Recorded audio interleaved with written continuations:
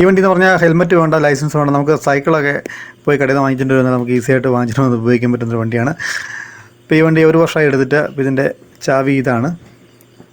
ഈ വണ്ടിയുടെ കുറച്ച് കാര്യങ്ങൾ നോക്കാം. ഓണാക്കി കഴിയുമ്പോഴത്തേനും ഇവിടെ ഒരു പി എന്നുള്ളൊരു ലോഗോ തെളിയുന്നത് കാണാം. പിന്നെ ഇവിടെ ഒരു സ്വിച്ച് ഉണ്ട്, പി.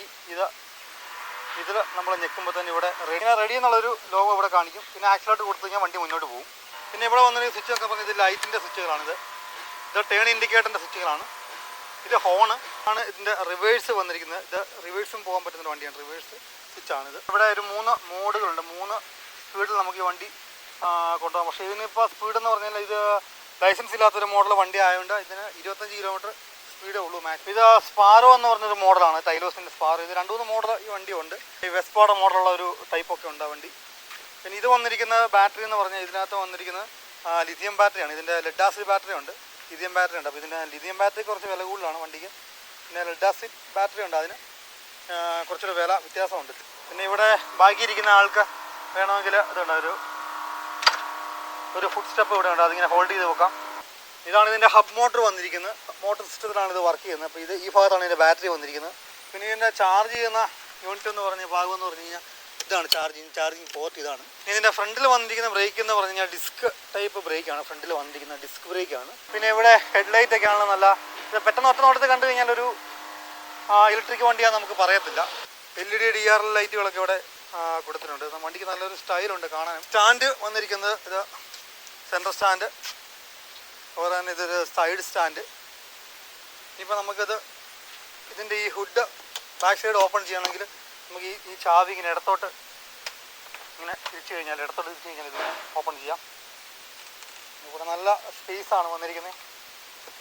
നല്ല സ്പേസാണ് കേട്ടോ, ഇത്രയും സ്പേസ് ഉണ്ട്. ഇതാണ് ഇതിൻ്റെ ചാർജർ വന്നിരിക്കുന്നത്. 69 വോൾട്ട് 3 ആംപിയർ ചാർജറാണ്. ചെറിയ നമ്മുടെ മൊബൈലൊക്കെ ചാർജ് ചെയ്യുന്ന സോക്കറ്റിൽ തന്നെ നമുക്ക് ചാർജ് ചെയ്യാം. 16 ആംപിയർ. ഇതിൽ പവർ പ്ലഗ് ഒന്നും വേണമെന്നില്ല. ഇതാണ് ഇതിൻ്റെ input section. Power cut off ഒരു സിസ്റ്റം ഇവിടെ കൊടുത്തിട്ടുണ്ട് കേട്ടോ. ഇങ്ങനെ ഓഫാക്കി ഇടുവാണെങ്കിൽ നമ്മളിവിടെ കൊണ്ടുവച്ച് ഒരാഴ്ചയൊക്കെ വണ്ടി എടുക്കാതിരിക്കുകയാണെങ്കിൽ നമുക്കിതിങ്ങനെ ഓഫാക്കി ഇടാം ഈ പവർ സിസ്റ്റം. ബാറ്ററി എന്നുള്ള ചാർജ് ഡ്രോപ്പായി പോകത്തില്ല. പിന്നെ ബാക്കിലോട്ട് വന്നു കഴിയുമ്പം നമ്മുടെ മറ്റേ പെട്രോൾ വണ്ടികളെ പോലെ തന്നെ ഇൻഡിക്കേറ്റർ, ബ്രേക്ക് ലൈറ്റ് സിസ്റ്റങ്ങളൊക്കെ കാണാം. 2 ടൈപ്പ് ബാറ്ററി ഉണ്ട്. ഒന്ന് ലെഡ് ആസിഡ് ബാറ്ററി വരുന്നുണ്ട്, അതുപോലെ തന്നെ ലിഥിയം ഫോസ്ഫേറ്റ് ബാറ്ററിയും വരുന്നുണ്ട്. അങ്ങനെ 2 മോഡലിലാണ് വണ്ടി വരുന്നത്. അതായത് ബാറ്ററിയിലുള്ള വ്യത്യാസങ്ങളാണ് ഞാൻ പറഞ്ഞത്. അപ്പോൾ ഈ ലിഥിയം ഫോസ്ഫേറ്റ് ബാറ്ററിക്ക് ഉള്ള വണ്ടിക്ക് കുറച്ച് വില കൂടുതലാണ്. ലെഡ് ആസിഡ് ബാറ്ററി ആണെങ്കിൽ കുറച്ച് വില വ്യത്യാസമുണ്ട്. പിന്നെ ഇവർ കമ്പനി പറയുന്നത് 60 തൊട്ട് 80 കിലോമീറ്റർ വരെ റേഞ്ച് കിട്ടുമെന്നാണ് പറയുന്നത്. പക്ഷേ അത്രയും റേഞ്ച് ഇതിൽ കിട്ടുന്നില്ല. ഇപ്പം 1 വർഷമായിട്ട് ഉപയോഗിച്ച് നോക്കിയിട്ട് ഒരു 50 കിലോമീറ്റർ ഉറപ്പായിട്ട് നമുക്ക് പോകാം. പിന്നെ ഇത് കമ്പനി പറയുന്നത് 150 കിലോ വെയിറ്റ് വലിക്കും. അതായത് 2 പേരെയൊക്കെ കൊണ്ടുപോകാം. പക്ഷേ 2 പേരെ കൊണ്ടുപോകുമ്പോൾ കുറച്ചുകൂടി ബാറ്ററി ഡ്രോപ്പ് പെട്ടെന്നാകുന്നുണ്ട്.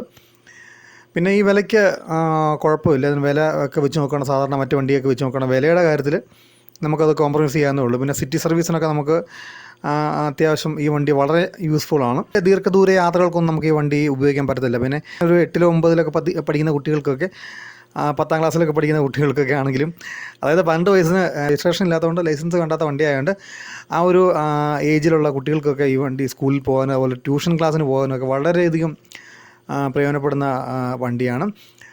പിന്നെ ഇതിൻ്റെ ഹബ് മോട്ടർ വന്നിരിക്കുന്നത് 250 വാട്ട്സിൻ്റെ മോട്ടർ വന്നിരിക്കുന്നത്. പിന്നെ ട്യൂബ്ലെസ് ടയറാണ്. പിന്നെ നമുക്ക് മറ്റ് ഇലക്ട്രിക് വണ്ടിയായിട്ട് ഇതിനെ ഒരിക്കലും നമുക്ക് താരതമ്യം ചെയ്യാൻ പറ്റത്തില്ല. ഇത് അതിന് ആ ഒരു രീതിക്ക് നമുക്ക് ഈ വണ്ടിയെ കാണണം. ഷോക്ക് അബ്സോർബർ പറഞ്ഞിട്ടുണ്ട്. ഈ 2 സൈഡിലും ഷോക്ക് അബ്സോർബർ വന്നിട്ടുണ്ട്.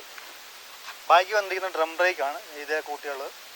പിന്നെ ഇതിൻ്റെ ബാക്കിൽ ടയറൊക്കെ പഞ്ചറായി കഴിഞ്ഞാൽ നമുക്കിതുണ്ട് LNT-യിലാണ് കഴിക്കുന്നത്. പിന്നെ ഫ്രണ്ടിലാണെങ്കിലും വന്നിരിക്കുന്ന ഡ്യൂൾ ഷോക്ക് അബ്സോർബർ സിസ്റ്റമാണ്. സസ്പെൻഷൻ വന്നിരിക്കുന്നുണ്ട്. 2 സസ്പെൻഷൻ ഇതുണ്ട്. ഷോക്ക് അബ്സോർബർ കൊടുത്തിട്ടുണ്ട് മറ്റ് വാഹനങ്ങളിലൊക്കെ പോലെ തന്നെ.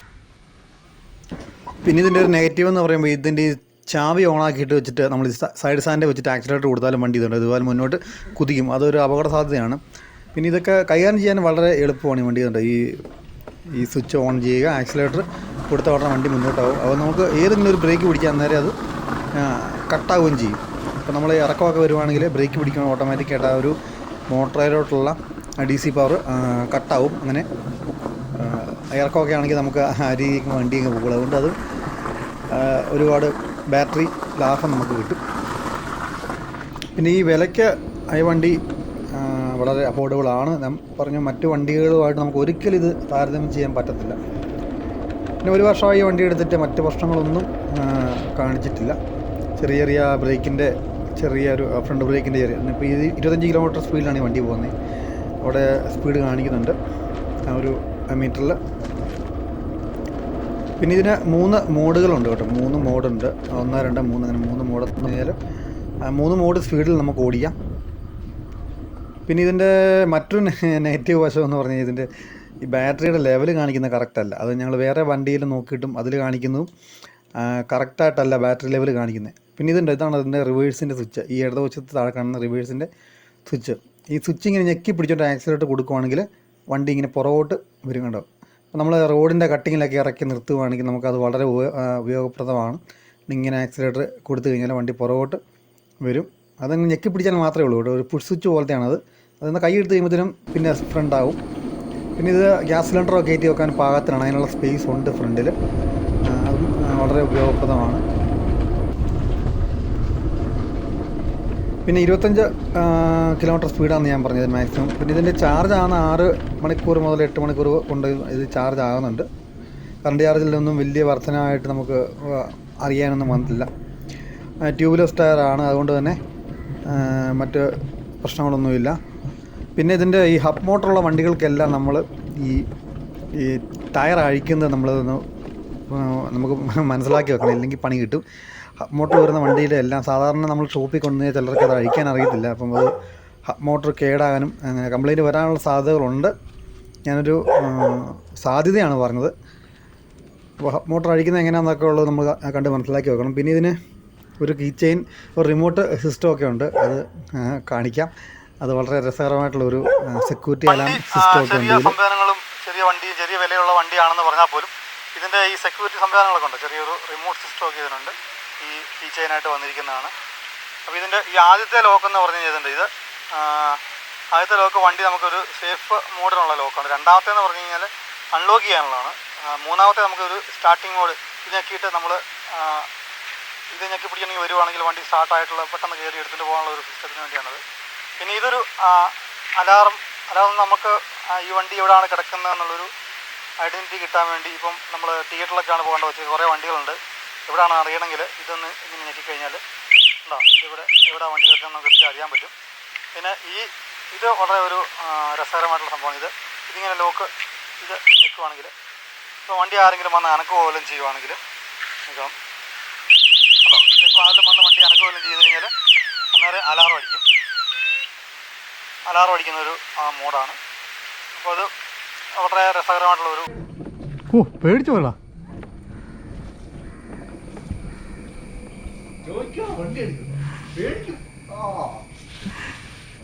കൂടുതൽ കളിക്കില്ല. ഞാൻ വയറിലാക്കും കേട്ടോ. ഇടിക്കില്ലേ?